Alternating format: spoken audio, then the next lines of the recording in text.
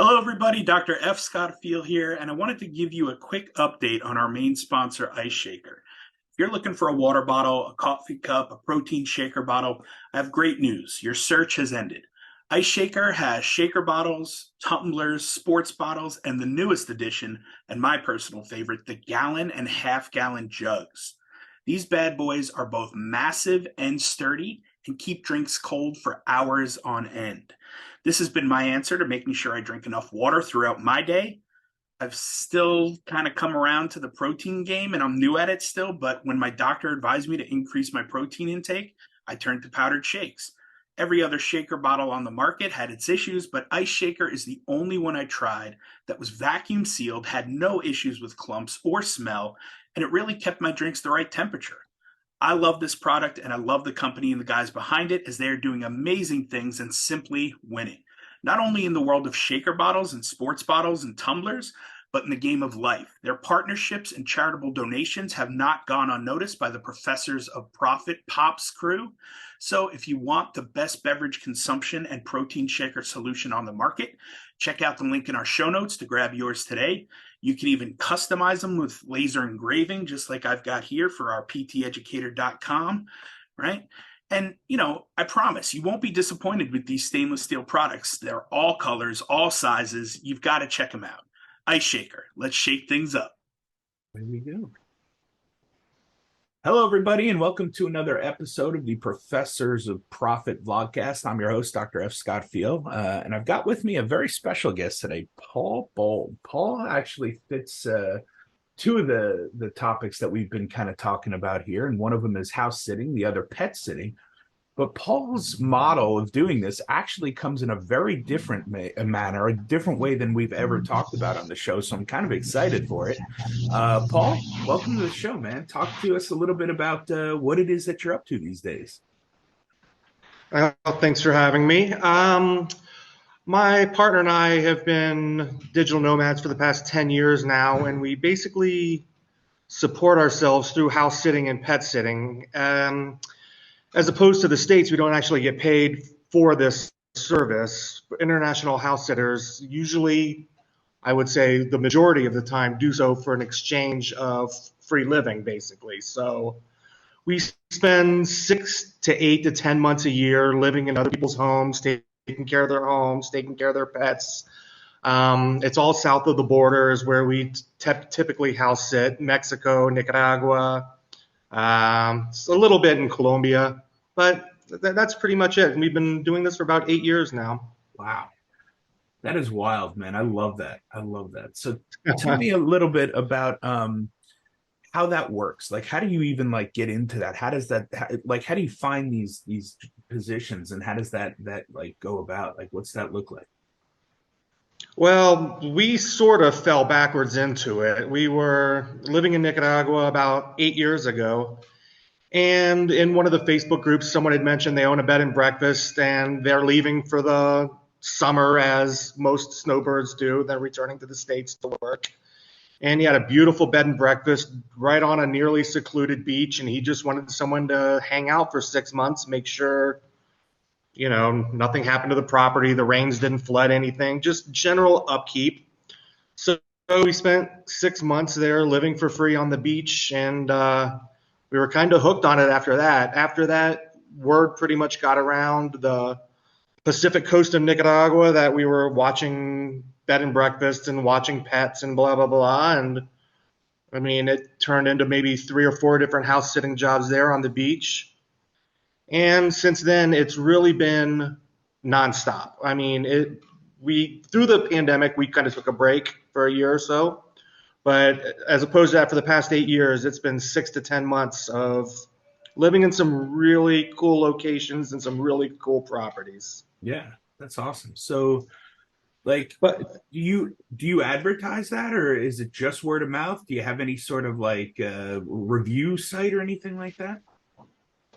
we never even knew this existed until we started it. So we never really joined any platforms or anything. So a lot of people who are beginning, they do. There are a few house and pet sitting, international house and sitting platforms that people join, and the competition is ridiculous. There's one house sitting, 50 people are vying for it. The way we do it now is mainly through word of mouth and reference and our existing clients. If we decide, like we are right now, we want to go to the coast for the winter and hang out, I'll throw out feelers on some Facebook groups, some expat groups, and say, look, this is who we are, this is what we do. And the response we get from that is amazing. I mean, we almost never don't find a house sit when we advertise on these Facebook groups, but we have a house and pet sitting portfolio that's extensive, and all of our clients have always been happy. So, it's nice. So if we want to take a few months off of house sitting, it doesn't cost hardly anything to live down here south of the border. So we rent an apartment for a few months. If we decide we'd really like to have a beach view, well, we blast out to these Facebook groups and say, let us sit in your house. Yeah, that's awesome, man. That's such a cool lifestyle. What about the pets? Let's talk about the pets a little. Have you had any weird or exotic pets that you've had to sit for? Or is it mostly just dogs and cats? No, it's mostly dogs and cats. Natasha, I can't think of any weird. No, I don't think so. I know there are people out there that have been, farm sitting and watching some exotic animals, but pet sitting is already a lot of work. I don't need to learn animal husbandry while I'm at it. So we're fine with the cats and dogs.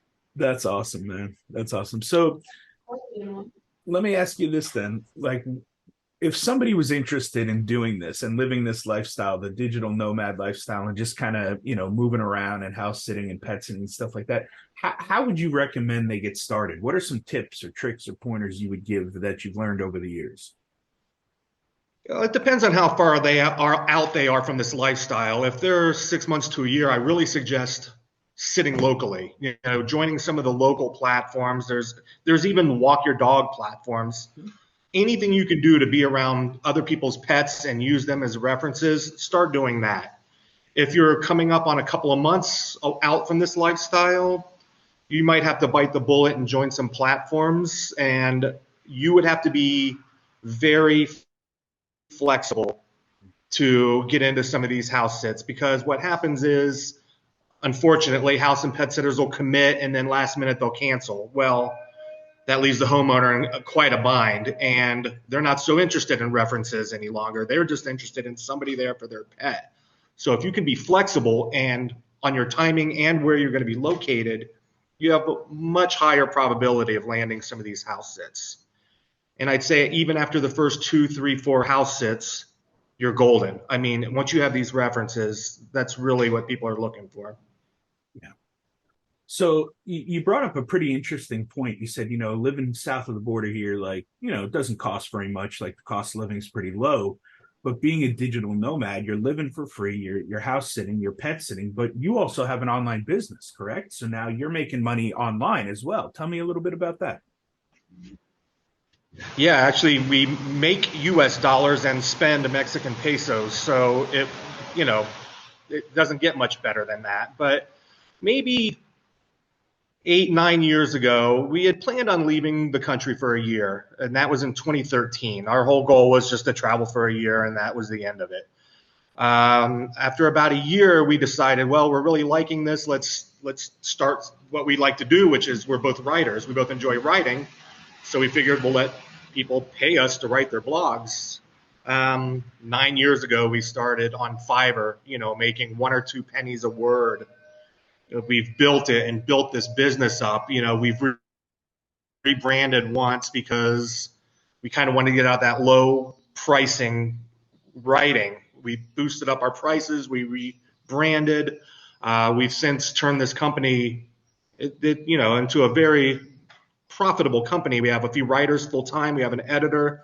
Our writers, they work on our personal stuff. We have, different affiliate blogs that personally.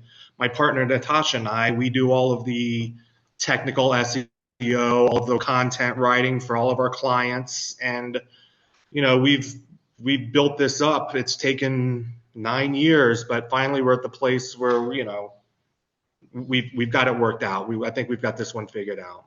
Awesome. So having an online business obviously fits this very well then, this lifestyle. Oh, certainly. Well, I mean, infrastructure is not the greatest down here. So you really have to be careful with an online business. I don't do much Skyping or Zooming, but if I tell a client something's going to be done Wednesday, I can't be going to the coast where I know power may go down for 2 days. So yeah, it does. An online business does work out for being a digital nomad, but you've really got to plan ahead. We can't just go where we want for as long as we want. Interesting. Well, Paul, thank you so much for coming on and kind of giving our audience an insight to of the world of house sitting and pet sitting. Where can people find you or reach out to you if they just want to learn more, see what you're up to in the copy business? Yeah, our copywriting website is wordbrokers, word-brokers.com, and that's where we have all of our portfolios, testimonials, and all the services we offer. And then if they want to reach out and ask about house sitting, pet sitting, side gigs, or living nomadically, they're welcome to. We love sharing this information. People, I don't think, understand that this is a very viable and inexpensive lifestyle. I mean, we spend considerably less traveling full time than we ever did living in the United States. And we just want people to realize this is a thing anybody can do. I mean, we were a bartender and a chef in the United States, and we've managed to make this work. And I think pretty much anybody could. Awesome. Yeah, I'll drop that link in the show notes there so people can find your business. Paul, thank you so much for taking your time, man. I appreciate it.